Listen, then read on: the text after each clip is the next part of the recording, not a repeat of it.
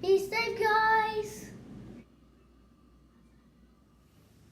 How's it going, everybody? It's Learn123. Today we're going to talk about how to check if a gun is mechanically sound enough to be safely chambered, to chamber a round in it, to go and fire it, and just some basic safety precautions that I would recommend anybody check, especially with used guns. This video is not going to cover every different type of gun out there, but it will cover quite a few of them on a generalized level.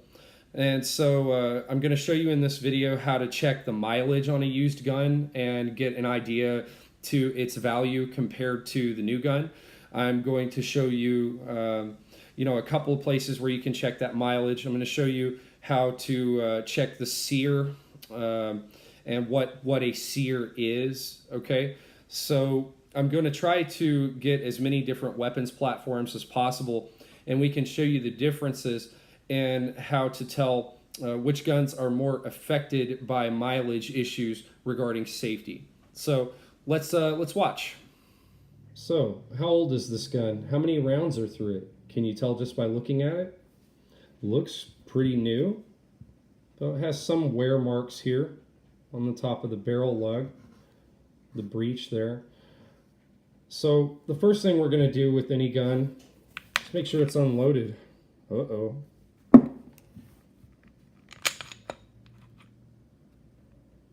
Yep, that's an empty pipe. Okay, so let's get started on checking the mileage. You want to field strip a weapon, ideally, to check the mileage. So with this Taurus, we strip it just as a Glock is. Turn that switch down, let the slide forward. Switch should stay in the lower position. We've checked the chamber, so we can pull the trigger and remove the slide.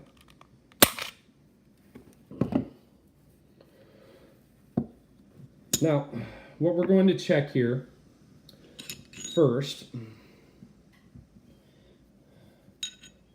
is the feed ramp.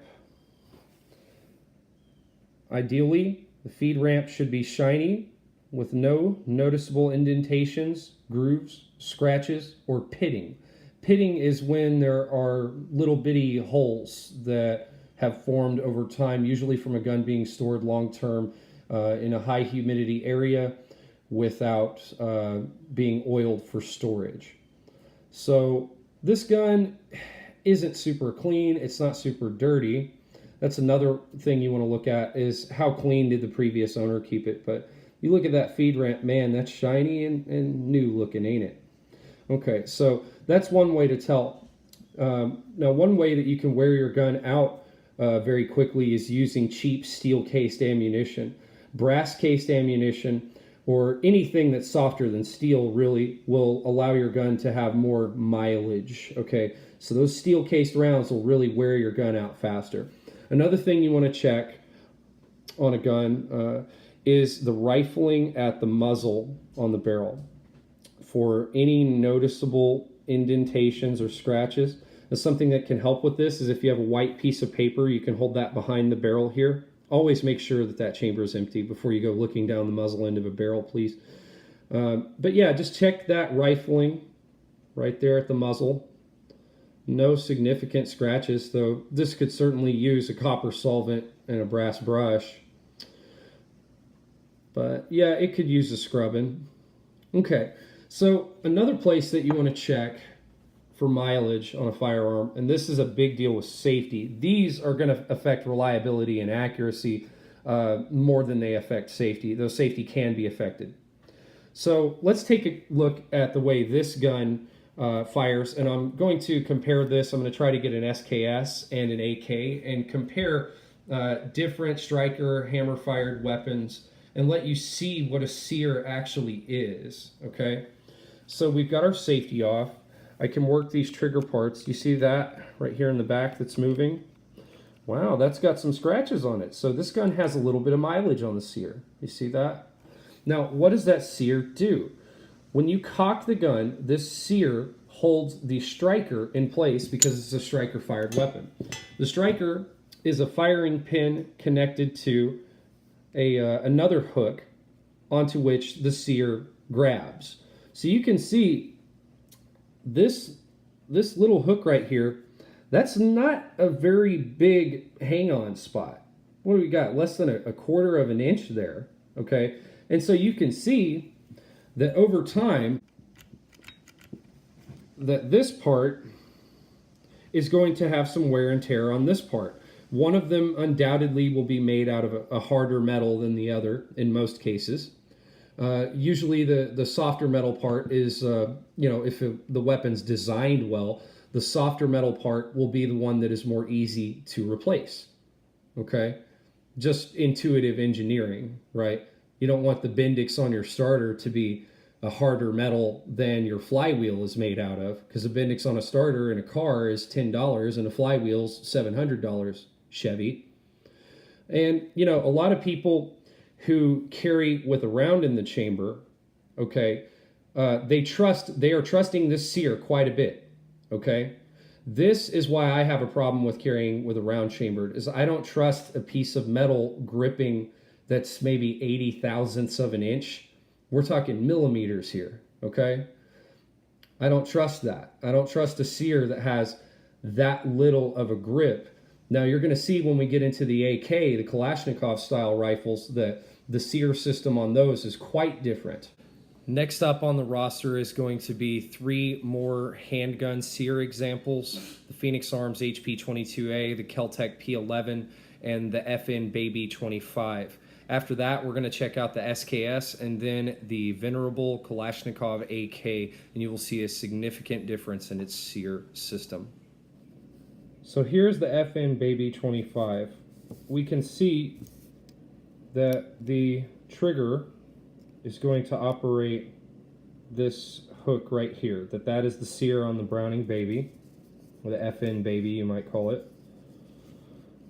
And you can see the firing pin, striker fired, and you see how the hooks interface right there. That is a tiny little grip. Now let's move on to a couple other handgun examples. And here we see the Phoenix Arms HP-22A, hammer fired. You see the trigger works, that Sear, this block right here is the Sear. And this is similar to other hammer fired weapons, okay? And so as that is rotated, this hammer is released, but look at that tiny, tiny little grip of metal, okay?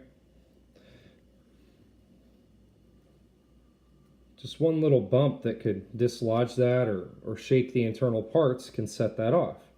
Now let's move on to the hammer-fired KelTec. So now let's take a look at this Kel Tec P-11. This is a double-action only hammer-fired, so we can see that striker, right, that little round part right there, that's the back end of the firing pin. That gets smacked by this hammer, which is cocked back every time the trigger is depressed. So I would say, out of all the handguns I review, this is the safest one to carry with a round chambered, because this hammer has to go all the way back, and that's a really heavy trigger pull.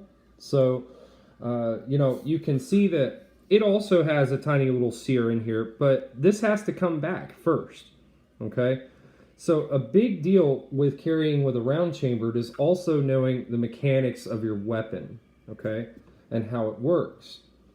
But, the single action pistols that have the hammer all the way back and ready to cock and lock and have this itty bitty bitty little bitty Sear, I don't trust that. That's why I just as a general rule, do not carry with a round chambered. But this gun, this Kel Tec P-11, I would carry with a round chambered. Now let's move on to the SKS. I'm going to show you how the SKS Sears trigger groups are different. Let's take a closer look. So here's our SKS trigger group, one of the most complicated machines known to man.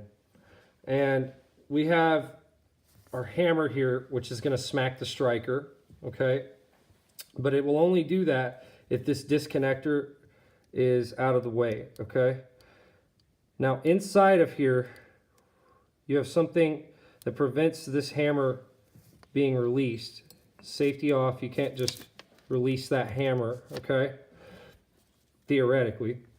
But if the gun's old, there's this tiny, tiny little lip of metal in here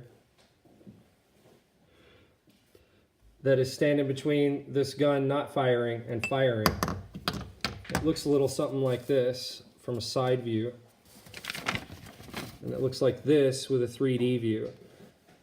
So now we're gonna move on and show you how the AK is different. Now let me get the safety off.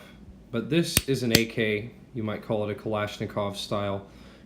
You see the hammer and the hook that releases. See that hook there? I'm gonna stick my finger under it so you can see how much bigger of a grip the Kalashnikov style trigger groups have over other types of weapons. That Sear is going to last a long time compared to all of the other weapons platforms shown. And always remember, you know, the moral of the story with all my videos that advocate not carrying a round chambered is basically this. If you carry with a round chambered, make sure your Sear is new. Don't do that with an old gun, okay? Because that tiny little lip of metal is the only thing standing between you and an accidental bullet in the ass. This is Learn123 signing out.